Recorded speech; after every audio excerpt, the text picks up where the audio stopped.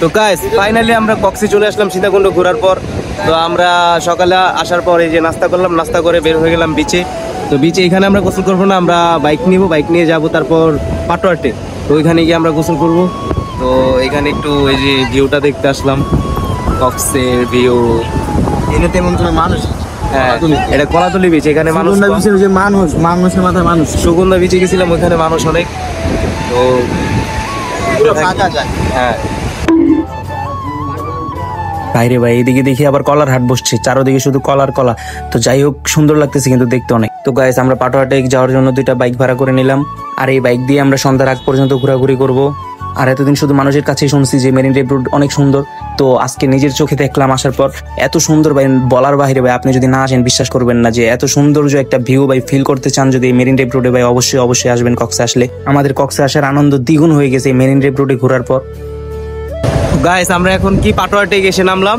তো এখানে গোসল করবে এই যে সাজ্জাদ লোহে বিচে গোসল করবে। এই যে আমাদের 2টা বাইক আমরা নিয়ে এই যে পাটোয়ার থেকে আসলাম,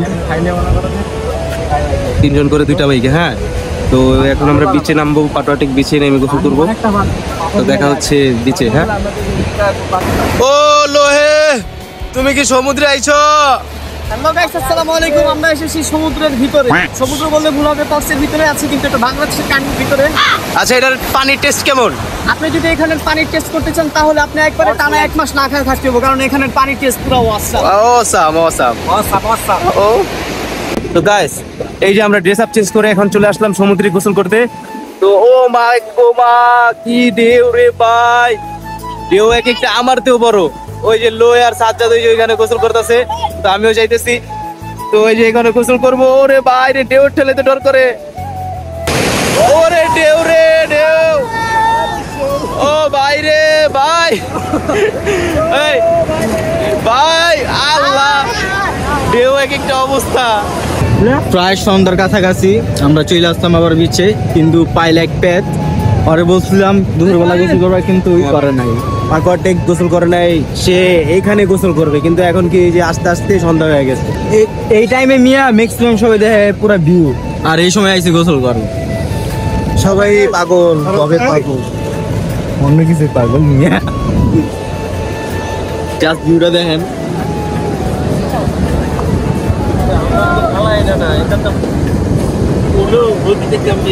মানুষ আর না, খালি মানুষ। সিজনের সময় তো মানুষ থাকে, এমবি সিজন ছাড়াও মানুষ থাকে। নন সিজনে এত মানুষ কি বলবো গাই। যাক রাইতে এলো সিজন।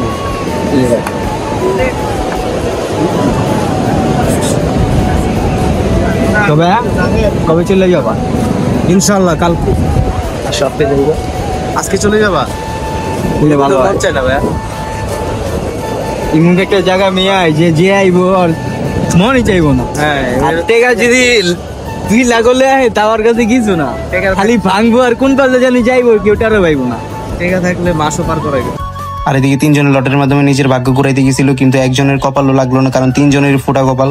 আর পায়েল তার হবু বউয়ের জন্য এই সাবান সুনু নেওয়ার জন্য কি আপ্রাণ চেষ্টা করতেছে, কিন্তু শেষমেশ তার এই চেষ্টা বিফল হয়ে গেছে। অবশেষে তাদের 3 জনের একজনও তাদের হবু বউয়ের জন্য কিছু নিতে পারলো না, তার হার মেনে গেল পরিস্থিতি আবার কাছে।